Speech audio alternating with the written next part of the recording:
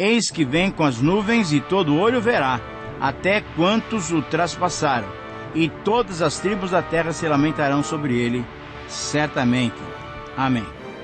Querido amigo, estudar sobre a segunda vinda de Jesus é tremendamente importante, pois ela é certa, ela vai acontecer. E precisamos entender e conhecer, então, alguns detalhes relativos a essa grande esperança que motiva a todos nós que somos verdadeiros cristãos.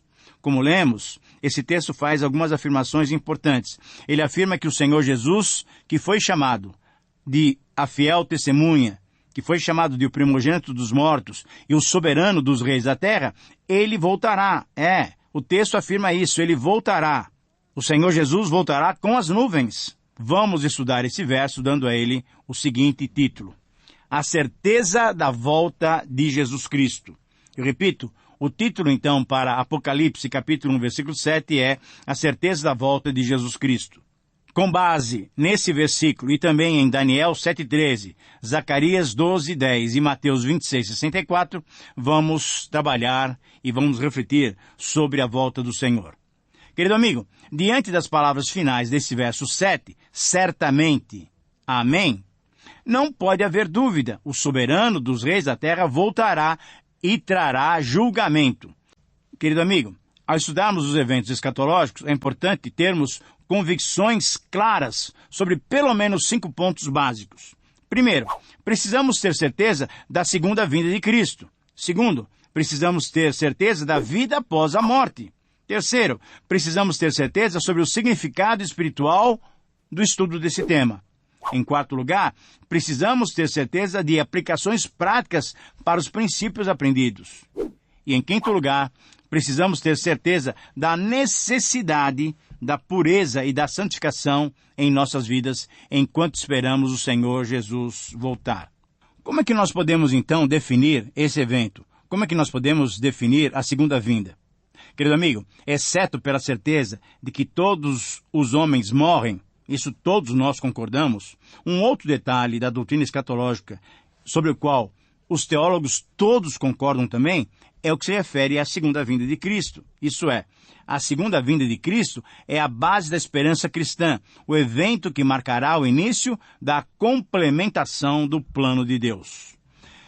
O próprio Senhor Jesus declarou sobre a sua volta em João 14,3, durante a ceia: E quando eu for e vos preparar lugar, voltarei e vos receberei para mim mesmo, para que, onde eu estou, estejais vós também. Então, a certeza da volta de Cristo é clara, porque o próprio Senhor Jesus fez essa declaração sobre a sua volta. Ora, além de ser uma das doutrinas ensinadas de um modo amplo por todo o Novo Testamento, o ensino também se refere ao segundo advento. Esse ensino traz no seu conteúdo a expectativa messiânica, que era presente, por exemplo, entre os judeus dos tempos de Jesus, de que, com a presença do Messias, um novo tempo, um tempo de paz e segurança, de bênçãos e de justiça, esse novo tempo seria inaugurado. Esse novo tempo, querido amigo, traria uma condenação aos injustos e traria a concretização das promessas aos que foram justificados pela fé. Mas temos que entender também que na Bíblia nós temos uma indefinição com relação ao tempo desse evento. Embora haja clareza na afirmação de que Jesus voltará, o tempo em que isso vai acontecer não é claro. Deus estabeleceu e definiu esse tempo, mas ele não foi revelado a nós. O próprio Jesus, quando encarnado, disse que nem ele mesmo sabia, nem os anjos sabiam o tempo do seu retorno.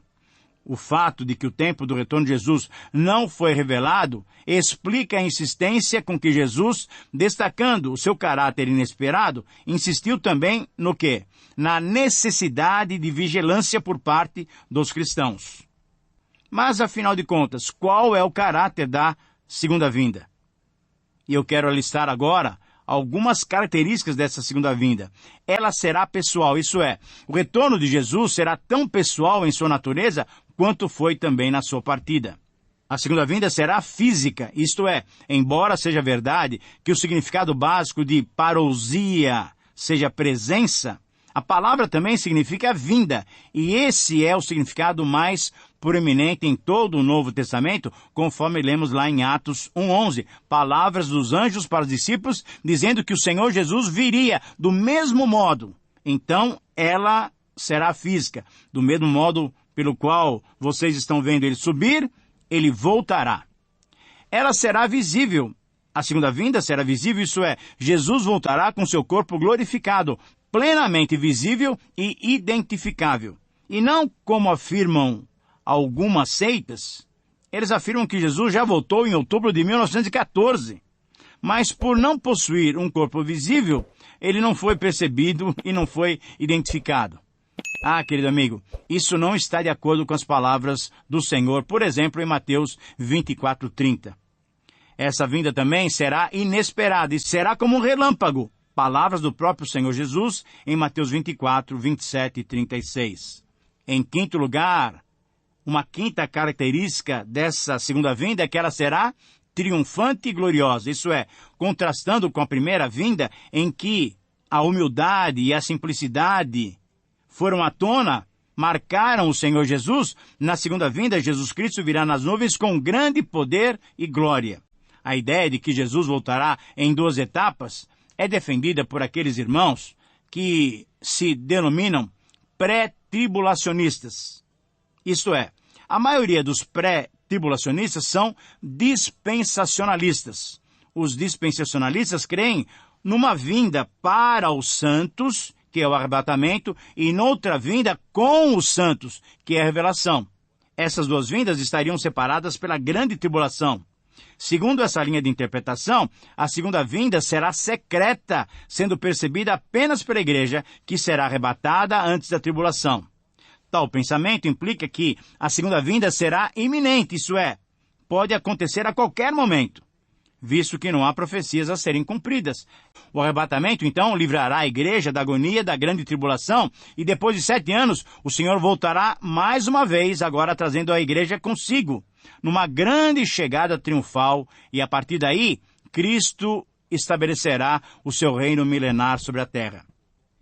Mas, veja bem, em contraste com esses estudiosos pré-tribulacionistas ou dispensacionalistas, temos os teólogos, temos os estudiosos pós-tribulacionistas. Isso é, estudiosos que creem que a segunda vinda acontecerá em um único evento. A diferença entre eles ocorre porque os pré-tribulacionistas associam algumas profecias relativas à volta de Cristo ao arrebatamento e outras à revelação, enquanto que esses agora chamados pós-tribulacionistas associam todas as profecias a um único evento. Essa divisão ocorre diante da interpretação das 3 mais importantes palavras gregas que o Novo Testamento usa para se referir à segunda vinda. São 3 palavrinhas gregas: parousia, apocalipsis e epifaneia. Os pré-tribulacionistas afirmam que a parousia refere-se ao arrebatamento, isso é, o primeiro estágio do retorno antes da grande tribulação, enquanto que apocalipsis e epifaneia referem-se à revelação, quando Jesus voltar com os santos. Isso para os pré-tribulacionistas no final da grande tribulação.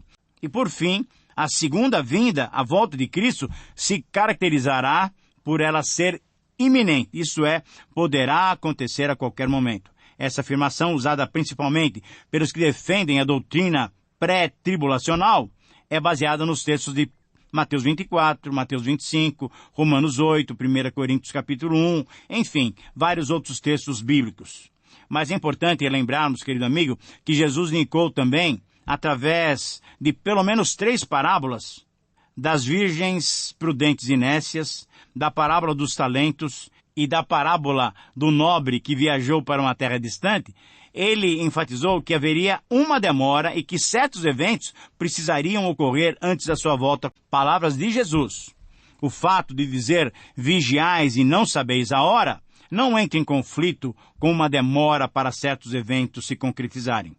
É necessário, sim, falar da iminência desse complexo de eventos e da natureza independente da segunda vinda em si.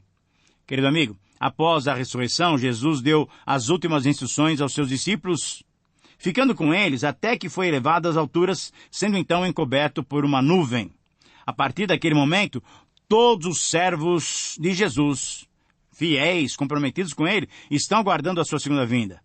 Mas, afinal de contas, como será esse acontecimento? Qual a garantia que temos do seu retorno?